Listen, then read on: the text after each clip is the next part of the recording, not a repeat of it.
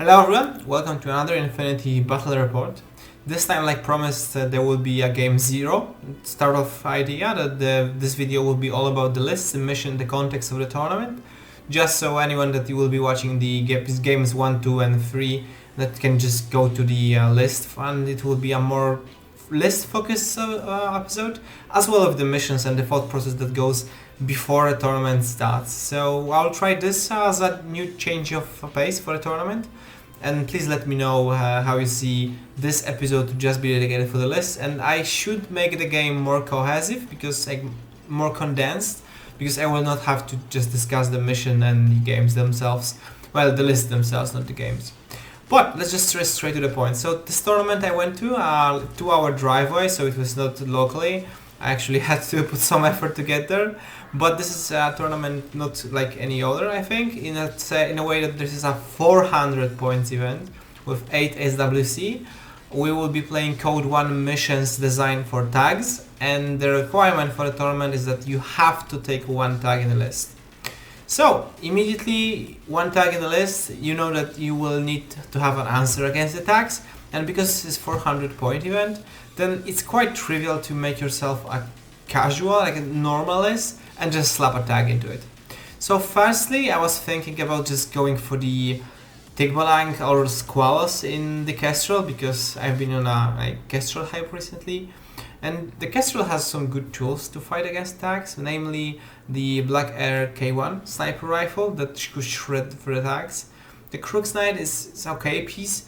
They have 2 decent tags, but I was tinkering with the list builder, and you're kind of left with some points at like 400, and the anti-armor options are there, but it's not like super crazy. I mean, you really have to rely on the Griffin Feuerbach, your own tag, and Black Air K1 sniper. So I was very close to doing this, but then I went to the missions, right? So let's just discuss the missions before I go into the list, and you will know why I chose a faction and the list themselves. And so, first mission of the tournament was Deadly Dance. Deadly Dance, I think at some point was in ITS. I'm pretty sure I played it, and I did not play Code 1, so it must have been. But generally, pretty much it's quadrant control with an extra step. Pretty much you have, so let's just go into the map because it will be easier to show. You have regular quadrants, 4 of them, with 4 consoles. But you need to dominate only one quadrant at the end of each game round. But you get like 1 point. You get 1 point. So you get 1 point for each quadrant and 1 point for having a tag in a null state in your assigned quadrant. So very importantly, you only need to have a tag in your quadrant zone to score 1 point. If you dominate, this is a 2nd point. And at the end of the game, be the one with the higher count of dominated quadrants from every game round. This is kinda irrelevant, because if you have more quadrants, then you kinda win anyways. But importantly, you only have 1 quadrant to worry about. You don't need 2 to tie or 3 to score. So in a way, it's much better than quadrant control, because you can kind of focus yourself on 1 quadrant. But at the same time, it's still quadrant-based game. I think out of all of the missions, the cryogenics was the best one, and it's not terrible, but it's not, the best one, I think. Especially because this is a Code 1 mission, there is no other way to score points except for having a tag in your quadrant zone. So, importantly, there are 4 consoles, and you don't actually press them. If you have a specialist touching them, then at the end of the turn you get to make a whip roll, if it's either normal or a face-to-face roll, and you get to move the quadrant of your opponent. And at the start of the game, you randomly get the quadrants, and I think they're always diagonal, but you can move the quadrant from your opponent, thus forcing them to move. However, this is kind of random, because if you, for example, you start with quadrant 3 or quadrant 1, like either of those, but near your deployment zone, you can either get screwed, then get yourself next to the opponent, or you can actually get a 2nd one that's next to you. So it doesn't always, screw you over, and it's not that big of a deal to, get there. Obviously, you just have to put a specialist next to the console, but, you don't really need specialists to do that. You can, I think, skip it, or at the very worst, you can just put yourself the tag pilot next to the console, and that should work. So this was the mission number 1, right? So we know now that we need a tag that is survivable, can, you know, survive in a zone, and it's very expensive because we possibly can have the same quadrant as our opponent. So in this way, we can use our tag to, you know, push out the enemy tag. So we need something that's durable, hard to kill because it will be left in the zone, and if you're going first, then it's probably going to die. And second of all, we need something that's expensive, and expensive is actually good for us now, right? So let's take a look at mission number 2 and 3, and we'll get closer and closer to the faction choice. So, game 2, Vanguard action. At the end of each game round, dominate central sector or next to the sector next to your opponent, and have a surviving dominant tag at the end of the game. This is not, you know, it does not require you to have a tag, but again, we need points, like something that's expensive and something that's durable and hard to kill, because we need to push it almost as close to my opponent's side of the table, preferably to next to their deployment zone for that sweet 2 points, or something in the middle. So again, something that's very durable and something that's expensive. And neither of those tags are Squallow or Dickbelang, because they are more of a cheap side, and they are very, they're as light as a tag can be with 6 armor, 3 structures, you know, so they don't kind of fit the criteria, which means that we're pushing further away from the Kestrel. The last and the final mission was actually, the Armored Intrusion, which is an objective-based room with identification console next to your deployment zone, like opponent's deployment zone. And the idea is that you need to get to your opponent's deployment zone console, press it, and only then you can get inside of the room, and you have only 2 rounds to score the room. I think this is actually a good mission in a way that you don't necessarily have to go second, and you need to actually, you know, interact with your opponent if you're a second player. Don't just, you know, get into the room like armor your panic room. And if you're going second, then you don't really get the benefit of someone opening the armory. So again, this is actually a well-designed mission, but the scoring is just insane. You get 3 points for the console and 2 each round for the diagnostic room. So you have like 2 turns to score, so it's pretty much a killing mission with extra steps. So this does not necessarily contribute anything to the list of our choice, but we know that 2 missions, we have some requirements for a durable tag, and we have some requirements for expensive tag. And in what actually fits both of those criteria, let me just give you a hint, okay?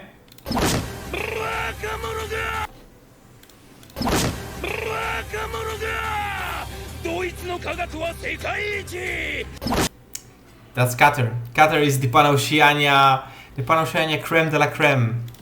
So let's just pop up the list, and yeah, the Qatar is actually I think the best tag in the game. I think it actually outperforms either the Sphinx or the Avatar, and 2 reasons for that. First of all, it's hidden deployment tag, which shares this with Sphinx, which means before you reveal it, your opponent cannot kill it. While it has no templates, which the Sphinx has, you get the multi-HMG, and you get a single, I think, in my opinion, the strongest arrow in the game. Because you have the power of a Swiss Guard on a cutter platform with BS-15, with an explosive run that's BS-4. Most of the time you get the enemy out of cover, so you kinda one-shot everything that's not a tag, and sometimes even a tag. But more importantly, once it's revealed, it's there, right? Swiss Guard, okay, he's also hard to dislodge, but he's not doing anything in the active turn, let's be real. The Cutter, however, is a whole other beast, and you only need tools to support the Cutter, because the Cutter is not invincible, and it really struggles to get into those close range encounters, which it doesn't like. But 400 points, here we go, we have a lot of tools to support our Cutter. So yeah, and also Cutter is expensive, durable, because MEM6 tag, and importantly, if you have to get close to your opponent, it's most likely that you're going to get hacked and close combated. And while Kyler is not, really a close combat guy, he's unhackable as long as you stay under the marker. and this means that like it's probably the best single tag for this part of all missions. So I knew that I wanted to play the Cutter. So the Cutter is only available in Vanilla Pan-Oceania, so here we go. And it's also like a cool idea to try out something new. So we start with the Cutter, and then we just build from here. So obviously we need an engineer with a palbot, because while you have a speedball, you never know, you might get again conscious, isolated, whatever. Then we're starting to make choices. It's 400 points, so we need to slow our opponent down, and it's a tag mission, so we need a tool that will kill the tags, and not necessarily a cutter, which brings us to the Karho Paramedic and the Karho Feuerbach. The Karho Feuerbach is probably the best model with one wound in Pan-Oceania to shred through attacks, because it combines both MSV, Mimetism, and Climbing Plus to get to the angles that, you know, you can just hit the tags very hard, so it's really good at removing the tags. And then, you know, you get into the Killer Hacker, which is a specialist. You can Killer Hack, but it's not really necessary with the Cutter.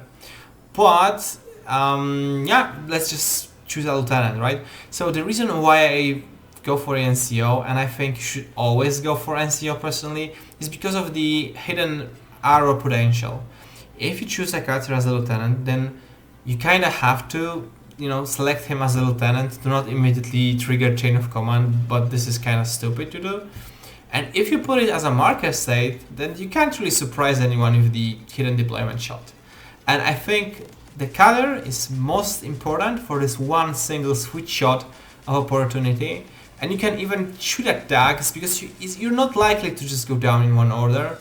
As long as you can just get away from the position you're shooting from, then I think you should always just go for the Cutter NCO and always go for a hidden deployment surprise shot, because a lot of the times your opponent, well, not a lot of times, but sometimes your opponent kind of does not expect it, and they believe that you will put your Cutter in a safe position. But Cutter strongest suit is that he's the best arrow in the game, because once you shoot from the reactive turn, you're hard to dislodge, and you can very easily shift to more aggressive position.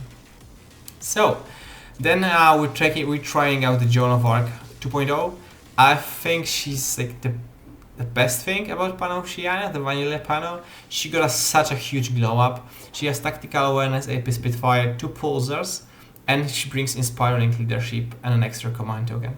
So even if she does not contribute anything as a gunfighter, which she's also quite good, because BS-15 and AP Spitfire and 3 wounds is kind of solid, then you kind of think of this like this way, right? Joan is 45 points because I paid 4 extra for the command token. Then you can get 2 heals, so she makes them regular, which makes them a bit cheaper. She makes the motorized bounty hunter regular, and if you could take the Warcore only, then Joan plus Warcore is less than 50 points, which averages like 25 points per order. And finally, Joan has Lieutenant Order that she can coordinate, which should always be like at least 2 orders. Most of the time you should coordinate 4 models. Even if it's just a suppressive fire or just repositioning some models, she will at least contribute as an Lieutenant level 2. So I think you should always just go for Joan, unless you kind of want to make a very specific list where you don't want to take Joan because it's like a matchup dependent decapitation. So, but most of the time you should go for Joan. I think she brings so much to the table. She's not only a good solo piece on her own, but you know, she's also a really support piece for your entire army. Then we have some because she's Joan and she's LT, and we want to use her. There might happen bad things to her, so we need a chain of command for sure. And once you have the chain of command, you can choose Magister, but the bolt, if you take a bolt with the chain of command, then you can take a sweet multi-sniper bolt with MSV and marksmanship, which is not super crazy as it was in N4, but still hitting on 16 is kind of good. It's a good sniper, and it's burst 2 in reactive. It's also a decent reactive gun. Then we can fill out the rest of the list with the second Zulu Cobra, because we have 1 and 2. Good camo marker. I decided to go for the Jammer because this is a 400 points event, so I know that the Alpha Strike will be very strong. So I want to have something that can, you know, surprise my opponent, catch them off guard and jam them. because of that, we're taking a mulbut, a baggage, to refill our jammers if needed. And then finally, the Fennec Forward Observer provides us the sweet disc bowler. Because there might be a situation where the Cutter, the Gbolt, the Karhu, the Joan will not be sufficient to go through enemy arrows, and it's just good to have such a thing as a disco bowler. Otherwise I would be taking a Fugazi, so it's like a 6 points upgrade. Then finally the Blade Engineer was like luxury piece. I had some points per, I didn't really know what to do with it, so I decided to go with the Blade Engineer, but mostly for the deactivator. It's mostly a deactivator to clear the way for the Cutter, not as much as the Engineer and the Tactical Awareness. Just Tactical Awareness is kind of wasted for the Sniper. You don't always get to use it because if the Sniper goes down, or usually the Sniper has orders to shoot, but nevertheless it's still Tactical Awareness deactivator, and 400 point event I have points to spare. So importantly, this list is designed to play all 3 missions, because the missions are, very close. You don't really need to skew for the missions. I decided to just, go for the usual road and skew against my opponents. And this is a list that's kind of well purposed, and I think you could play it against a lot of models, a lot of targets. But what this list kind of lacks is a good MSV piece, and it lacks an albedo. And having an albedo in some matchups makes it really good. And I guess usually it's not super relevant, but against some matchups it's like crazy good. So I was kind of expecting like a lot of black airs and MSV pieces that can prove troublesome for the color even, like for example the opposing Karhus, or the pieces that have MSV, right? Let's just leave it at that. And at the same time MSV6 models, because this list does not bring a sensor or any tool to take on MIM6 models. It's good to have a list too, right? So let's just get into the list too really quickly. So this list is pretty much a combination of the others. Well, I'll just mark that's exactly like the same, and let's just focus on what's different in this list. This list is called and designed to play against Pan-Oceania, so primarily other Pan-Oceania factions, maybe not necessarily the Vanilla, but Kestrel, Svarleheim, and JSA, like the Oban, and basically factions that combine either a lot of MSV presence or a lot of tough MIM6 models. And yeah, because I like camo markers with MIM3, MIM6, all sort of this goodness. So the things that are different is obviously the Crux Knight FTO. He has albedo -6, he's really good against MSV, it's not really difficult to explain. It has a really good toolbox, and even without a fire team it's still good enough because John can just push in forward. And it also brings an Aquila with an HMG to destroy the MIM6 and use the good new MSV3. I've always been a fan of Aquila, and I'm more of a fan of Aquila than I was ever, because you can just shoot into the camo markers, which means that you no longer have to waste an order. You can just split burst like crazy, shoot at mines, do whatever you will. So we don't have the blade, so we need to stick out with the tech B for the deactivator. And the rest of the list, I had two Fugazis to obviously compensate. And because we're running now the Aquila and the Crux, and both of those models are more likely to survive than the Karho, we're bringing the Traumarok with the Palbot packages. Then this kind of wraps up, and obviously the Fennecs there. So their lists are very much similar, which means that they can play all 3 of the missions just the same. But importantly, it brings those tools to fight against the factions that, again, either bring a lot of MIM6 and a lot of camo markers that you need to shoot through or discover, or just good MSV pieces, right? So this is kind of an anti-panel list, and I think this would be my go-to list on 300 points without the Cutter. I think you can cut the Cutter from both of the lists and they would still be good lists. You just have to replace it and find some points, but it's not that hard to do, to find some room for the Worker. So yeah, those 3 missions, those 2 lists were designed, and actually ended up in the tournament playing against both the Kestrel and Military Orders. Against both of them, the Aquila, well, Aquila was really good against Military Orders. The Crux, I want to say, was good against Kestrel. It was good on paper, but it was not necessary because the Cutter just carried the game individually. But the Aquila was really key in both games. So yeah, thanks everyone for sticking out. I really talked a lot, so I think I should do at some point some list discussion idea, and because I kind of like to explain my thought process. So let me know if like anyone is interested in me just going through an entire roster of Pano, maybe some tier lists. Everyone loves tier lists. Anyways, thanks everyone for watching, and I see you next time. And yeah, just for the end, remember that when you reveal the cutter, you always have to